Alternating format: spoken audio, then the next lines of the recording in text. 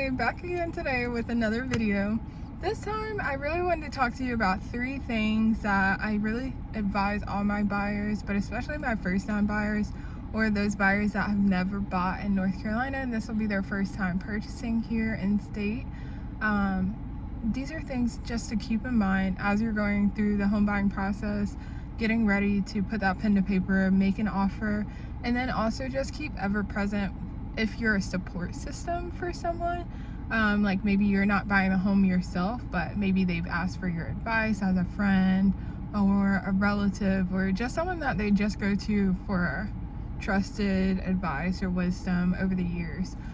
These are things that you should make them aware of and make sure that they're keeping in mind too. So first things first, North Carolina is a caveat emptor state. In Latin, that just translates to buyer beware.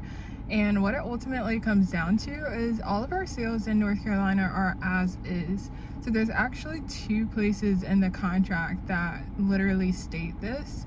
One says that the buyer is agreeing they are purchasing the home in its current condition. And then in the second place, it actually says that it's an as-is sale. So just know that if you do have some sort of inspections come up and maybe there's a problem that you just don't want to handle, you can go to the seller and absolutely request that they fix it or give you some sort of concession or credit for it.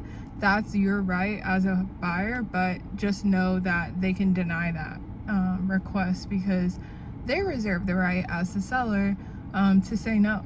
And that also means that the 2 state mandated disclosures that we use here in North Carolina, there is a spot for sellers to make no representation as to whether or not they are aware of a problem or not. So that's the biggest thing that I think kind of surprises a lot of people that I see that have maybe very seasoned buyers, but they were very seasoned buyers in California. Maybe this is their 4th home, but they've never bought here in state. So yeah, just be aware of that. The second thing is that North Carolina actually doesn't have any contingencies in our contracts at all anymore. So it's not contingent upon you selling your house in Nebraska for you to fulfill the purchase of this. It's not going to be contingent upon you being able to get financing. It's not contingent upon anything. There are 0, absolutely none, in our contract. Now, that doesn't mean that you can't have an attorney privately draft one for you and attach it as a rider to the offer. It just means that there's none that are actually built in. Instead, we have what we call the due diligence period, which really does act as a safety net for buyers.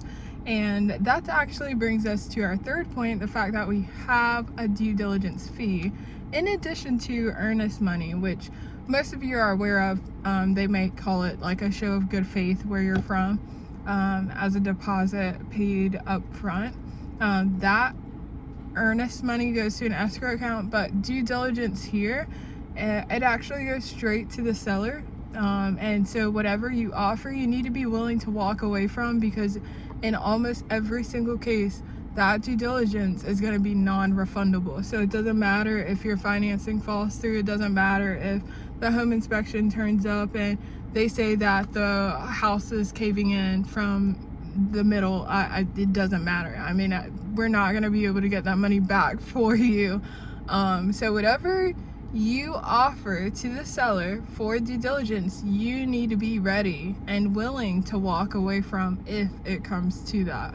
So yeah, those are just 3 things that I think I really try to hammer into my buyers from the get-go, and it just better prepares them for facing the market.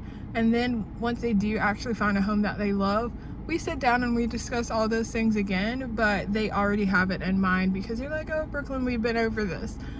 So hopefully you get comfortable enough to feel that way too, because I just feel like it takes so much more stress off your plate as a buyer when you're kind of aware of these things up front, because they can be really big things if you don't understand and fully comprehend exactly how the ins and outs of our market and our terms work contractually. So yeah, if you have any questions at all, as usual, just drop them down below. I'll feel free to answer as many as I can.